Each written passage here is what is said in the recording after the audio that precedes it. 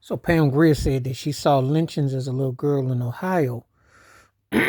She was born in 1949, and so she was talking about that she saw something in Ohio. Some people are trying to dispute her, trying to say she's wrong, calling her a liar. But let me let you in a little secret. She's the same age as Emmett Till would be. And Emmett Till was lynched. See, lynching ain't always by putting you in a tree. And lynching is different forms of it. But people don't talk about it. James Byrd was dragged in Texas back in the late 90s. That would be considered lynching too. Not the way you think it is. Everybody think the Klan dancing in a circle and setting everything on fire. No, you can get dragged. That's it's the same thing.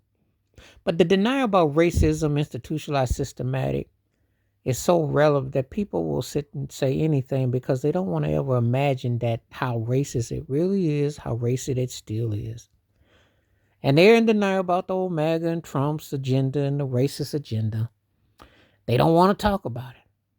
Stuff happens right before your eyes. Who's ever held accountable for it? Pam Grier says she saw it. I'm not going to argue with her. Ohio is racist to the bone. And people lie all the time about racism in terms of what it being that is very much part. Because if they didn't, they would never tolerate someone like Trump in the White House. They wouldn't tolerate J. Edgar Hoover having a building named after him if they were worried about it, would they? They wouldn't have had the agendas that Reagan and the bottom were behind. Lyndon B. Johnson. You know, there has never been a president that's ever had black rights held up accountable. And nobody's ever said, hey, you know. See, you know what? Lynching ain't always by fire, it's by hands of force. Rodney King was almost like a lynch victim if you think about it.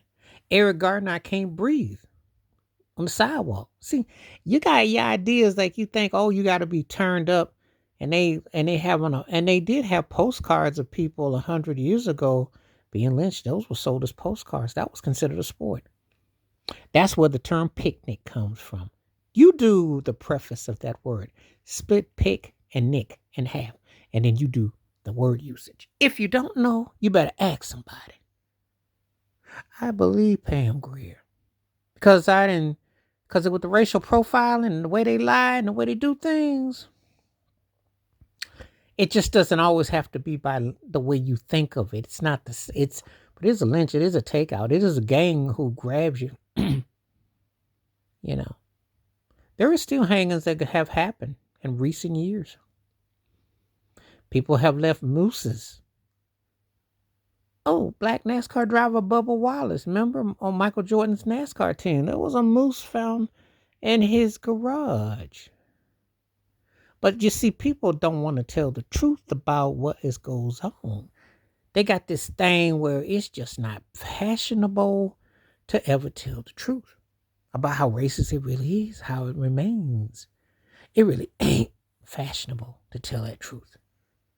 That's why the denial, and it's like the pandemic, the epidemic that never goes away. You know. And that is something that you can escape. Mm-hmm. I recall one time I was reading, Prince was talking in an interview, and he said the first time he saw somebody black was in a history book when he was in school, and they were being lynched, hung. Yeah, that was his image of talking about it. So that had to been, he's born in 58, so that had to been in the 60s. But they tell me, they tell me that it's a fragment of your imagination. I tell you, United States school system is just as racist as another plantation, and they just only guard you as a number and no regards for you as a human being.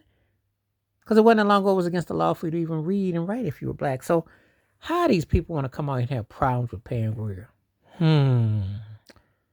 Pam Grier would not have to lie about that.